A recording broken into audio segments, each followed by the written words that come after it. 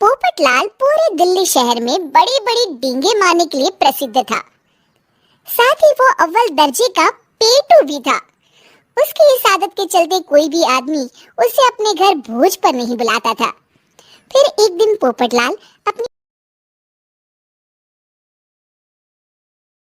बहन के घर जाता है जो दूसरे शहर में रहती थी। अरे पोपटलाल, बड़े दिनों के बाद तुझे मेरी याद आई? माय डियर बहना, तू तो जानती है मैं अपने कारोबार में कितना व्यस्त रहता हूँ। हाँ, तेरी बात भी सही है। अब आया है तो कुछ दिन ठहर के जाना। अरे दीदी, ये भी कोई कहने की बात है? श्यामा देवी पोपटलाल को रहने के लिए एक कमरा दे देती है। अगली सुबह पोपटलाल जोर जोर से गरारे करना शुरू कर देता है। नकुल की पत्नी नींद से जाग जाती है और घबराकर अपने पति नकुल को जगाती है। अरे उठिए, लगता है हमारे घर में कोई जानवर घुस आया है। कैसी अजीब अजीब आवाजें निकाल रहा है, मुझे तो बड़ा डर लग रहा है। अरे कोई जानवर नहीं है भाग्यवान, पोपटलाल मामा जी हैं, अपना गला साफ कर रहे हैं। इतनी सुबह सुबह? अभी तो सिर्फ 4 बजे हैं। मामा जी इसी तरह से जल्दी उठ जाते हैं।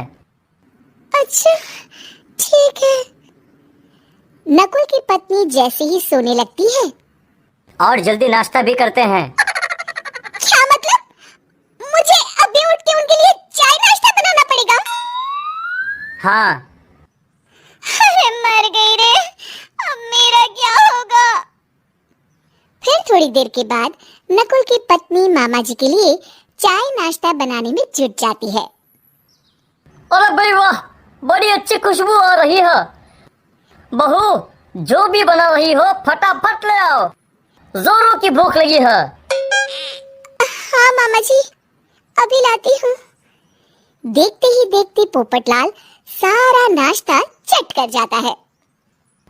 बहू, कल से पराठे में देसी घी ज्यादा डालना, आज कुछ मजा नहीं आया। हे भगवान, इसका नाम तो पेटू लाल होना चाहिए था। पूरे 10 लोगों का नाश्ता अकेले हजम करने के बाद भी इन्हें मजा नहीं आया। इस तरह रोज पोपटलाल सुबह सुबह घर के सभी लोगों को नींद से बेवक्त जगा देता था और हमेशा खाने की उल्टी सीधी फरमाइश करते रहता था। देखते ही देखते गुप्ता परिवार की दिनचर्या अस्त व्यस्त हो जाती है। अरे भाई, खाने का असली मजा तो इस घर में है। अरे माँ, ये पोपटलाल मामा यहाँ और कितने दिन रुकेंगे?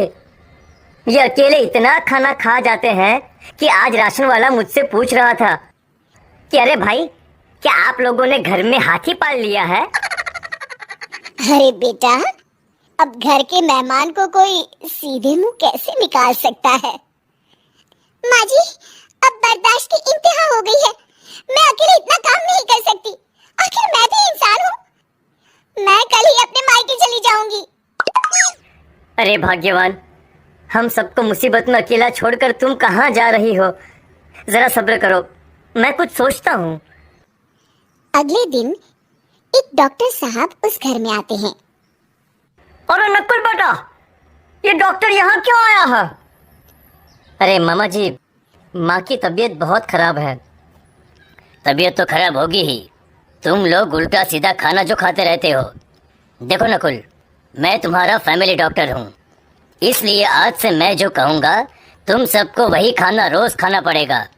आजकल कितनी बीमारियाँ फैल रही हैं, पता भी है तुम्हें? आज से तुम सब सिर्फ सलाद और करेले का जूस पियोगे, समझे?